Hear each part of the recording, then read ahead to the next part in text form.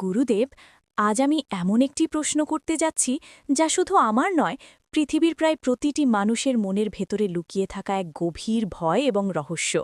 আমরা জন্মাই, বড় হই, তারপর একদিন মৃত্যুর দিকে এগিয়ে যাই। কিন্তু মৃত্যু কি সবকিছুর শেষ, নাকি মৃত্যুর পরেও কোনো যাত্রা বাকি থাকে?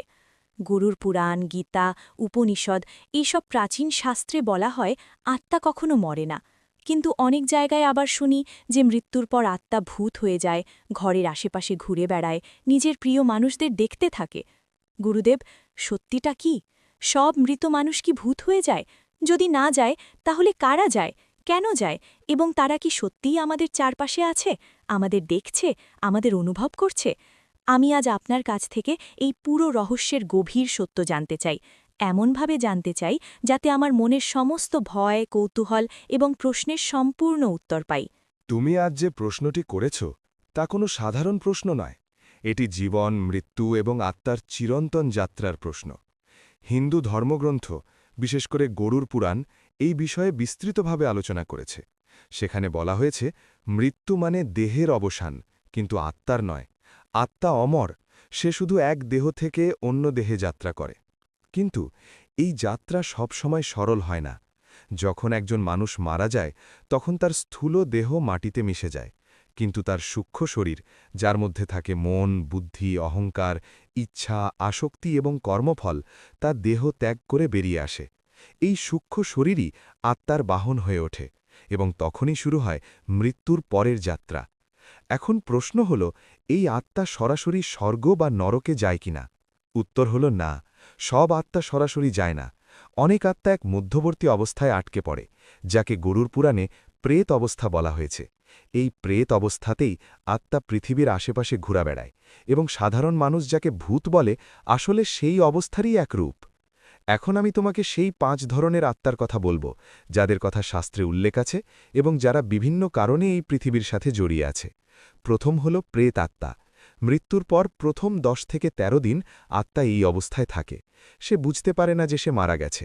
সে তার ঘরে ফিরে আসে, নিজের পরিবারকে দেখে, কিন্তু কেউ তাকে দেখতে পায় না। এই অসহায় অবস্থায় তাকে কষ্ট দেয়।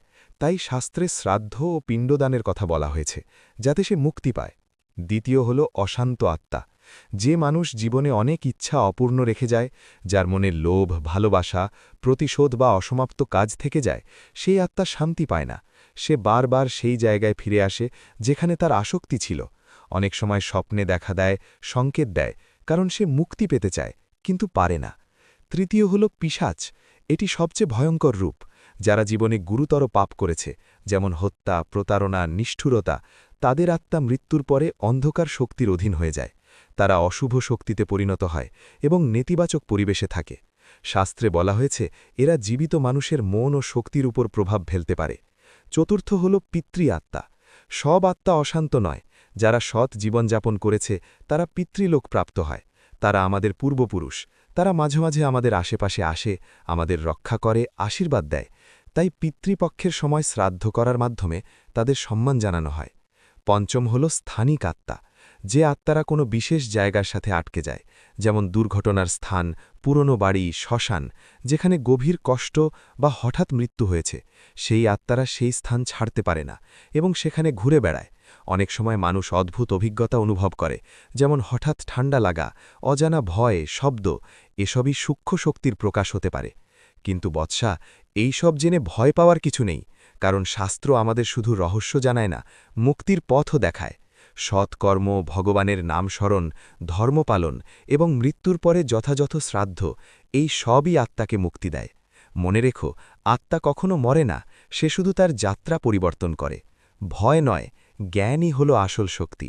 গুরুদেব, আগের পর্বে আপনি আমাদের বলেছিলেন যে মৃত্যু মানে শেষ নয়, বরং আত্মার এক নতুন যাত্রার শুরু, এবং সেই যাত্রার প্রথম ধাপ হল প্রেত অবস্থা। আজ আমার মনে আরও ভয়ঙ্কর এবং গভীর প্রশ্ন জেগেছে। গরুর পুরাণে বলা হয় মৃত্যুর পর ১৩ দিন আত্মা পৃথিবীর আশেপাশে থাকে। এই ১৩ দিনে ঠিক কী ঘটে? আত্মা কোথায় থাকে? সে কি নিজের পরিবারের লোকদের দেখতে পায়? সে কি ক্ষুধা, তৃষ্ণা, দুঃখ এসব অনুভব করে?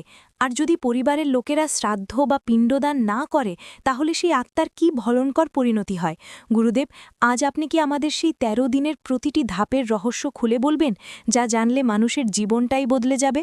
বৎসা, তুমি আজ যে প্রশ্ন করেছ তা সত্যিই অত্যন্ত গোপন এবং গভীর জ্ঞান। গরুর পুরাণে এই ১৩ দিনের যাত্রাকে অত্যন্ত বিস্তারিতভাবে বর্ণনা করা হয়েছে, কারণ এই সময়টাই আত্মার জন্য সবচেয়ে কষ্টদায়ক এবং বিভ্রান্তিকর। যখন একজন মানুষের মৃত্যু ঘটে তখন তার আত্মা হঠাৎ করেই শরীর থেকে বিচ্ছিন্ন হয়ে যায়, কিন্তু তার মন, ইচ্ছা, আসক্তি সবকিছু তখনও থাকে। প্রথম দিন আত্মা নিজের দেহের কাছেই থাকে। সে দেখে তার নিজের দেহ পড়ে আছে, পরিবারের লোকেরা কাঁদছে, কিন্তু সে কিছুই করতে পারে না। সে চিৎকার করতে চায়, কিন্তু তার কোনো শব্দ নেই। এই অসহায় অবস্থাই তার প্রথম যন্ত্রণা। দ্বিতীয় এবং তৃতীয় দিনে আত্মা বুঝতে শুরু করে যে সে আর জীবিত নয়, কিন্তু সেই সত্য মেনে নিতে পারে না। সে বারবার নিজের ঘরে যায়, নিজের প্রিয় জিনিসগুলো দেখে, নিজের আপনজনদের স্পর্শ করতে চায়, কিন্তু পারে না। এই আকাঙ্ক্ষাই তাকে কষ্ট দেয়। চতুর্থ থেকে সপ্তম দিন পর্যন্ত আত্মা ক্ষুধা এবং তৃষ্ণার অনুভব করতে শুরু করে, কিন্তু সে কোনো কিছু খেতে বা পান করতে পারে না। তাই শাস্ত্রে বলা হয়েছে এই সময় পিণ্ডদান এবং জলদান অত্যন্ত গুরুত্বপূর্ণ, কারণ এই আচারগুলো সূক্ষ্মভাবে আত্মাকে শক্তি প্রদান করে। অষ্টম থেকে দশম দিনে আত্মা ধীরে ধীরে এক নতুন সূক্ষ্ম শরীর গঠন করতে থাকে, যাকে যাত্রা শরীর বলা হয়। এই শরীর নিয়েই সে পরবর্তী লোকের দিকে যাত্রা করবে, কিন্তু যদি এই সময় সঠিকভাবে শ্রাদ্ধ না করা হয় তাহলে এই শরীর অসম্পূর্ণ থাকে এবং আত্মা আরও বেশি কষ্ট পায়। একাদশ এবং দ্বাদশ দিনে আত্মার বিচার শুরু হয়। তার জীবনের কর্মফল অনুযায়ী তার পরবর্তী গন্তব্য নির্ধারণ করা হয়, স্বর্গ, নরক বা পুনর্জন্ম। এবং ত্রয়োদশ দিনে যদি সমস্ত ধর্মীয় ক্রিয়া সঠিকভাবে সম্পন্ন হয় তাহলে আত্মা প্রেত অবস্থা থেকে মুক্তি পায় এবং তার পরবর্তী যাত্রা শুরু করে।